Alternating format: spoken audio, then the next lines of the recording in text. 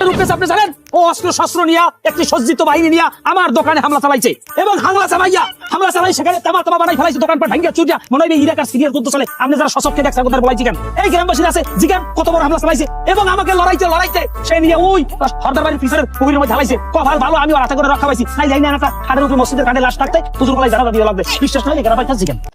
কথা সত্যি। আবে তুমি করে মারতে গেছিলে কেন? কি আর কি ওর তো আবার মারানো উচিত হয়।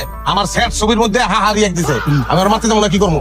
কি রে ভূগোল, এক হাতে তো তালি বাজে না, হ্যাঁ? তুমি একজনের উস্কায় দিয়া বয়ে বয়ে আনন্দ নিবা, এটা তো হইতে পারে না, হ্যাঁ? আর বাবারে হাহারি এক মানি যে হা এটা কেটা বলছে? আমি তো মনে করছি যে একটা সেট পোস্ট দিয়েছে, আমি হাহারি দিছি, মানে হাহাকারের মধ্যে আছে, আমি আর কষ্টিত হইছি। এত দুঃখ হয়ে কেটা বলছে? তোরে কিন্তু তোর দোকান সহ কবর দিব রে। কবরের ভিতরে চানাচুর খাবি তুই।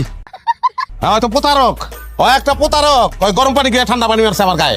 হ্যাঁ তাই লাড়িয়ান সবার সামনে পিটাম।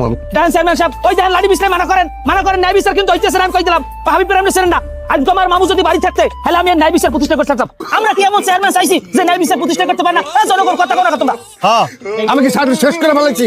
আপনি তো অন্যায় করছো, আর দোকান ভাঙা লেগে আর 2000 টাকা জরিমানা দিয়ে দিস।